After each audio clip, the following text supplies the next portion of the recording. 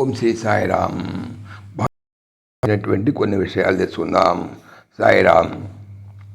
గీత యందలి ధర్మబోధ అంతయు సమాప్తమైన వెనుక శ్రీకృష్ణుడు అర్జునునితో విమృశ్యై తదశేషేన యథేచ్ఛపి తథా కురు అన్నారు. అనగా నేను చెప్పినటువంటి ఈ గీతాశాస్త్రం అంతను నీవు బావుగా పర్యావలోచించుకొని తదుపరి నీకు ఎట్లు ఇష్టమో అట్లు ఆచరింపమని పలుకుటయే ఇందులకు తార్కాణము. చెప్పవలసిన ధర్మములను నేను చెప్పి తిని, ఇది గొయ్యి, ఇది మెరక, ఇది అమృతము, ఇది విషము, ఇది శ్రేయము, ఇది ప్రేయము, ఇది బంధము, ఇది మోక్షము, ఇది పుణ్యము, ఇది పాపము అని ఈ ప్రకారముగా స్పష్టముగా నిరూపించి చూపి తిని, ఇక నీకు ఏది ఇష్టమో దానినే సంపాదించుకొనవచ్చును అని భగవాను కరుణతో వచించిరి.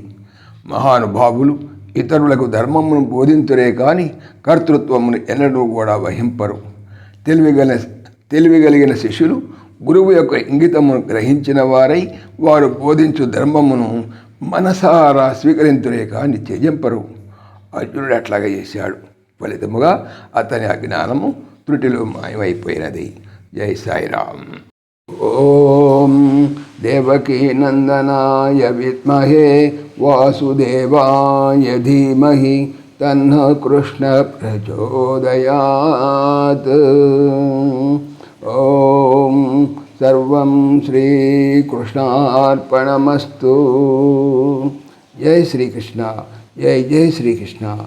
ఆత్మీయులకు మనవి, శ్రీకృష్ణ పరమాత్మ ఈ ఛానల్తో పాటుగా అనంత మహిమల శ్రీ సత్యసాయి అనేటువంటి మరొక యూట్యూబ్ ఛానల్ చేయిస్తున్నారు. దీనికి సంబంధించిన లింకు డిస్క్రిప్షన్లో చూడవచ్చు.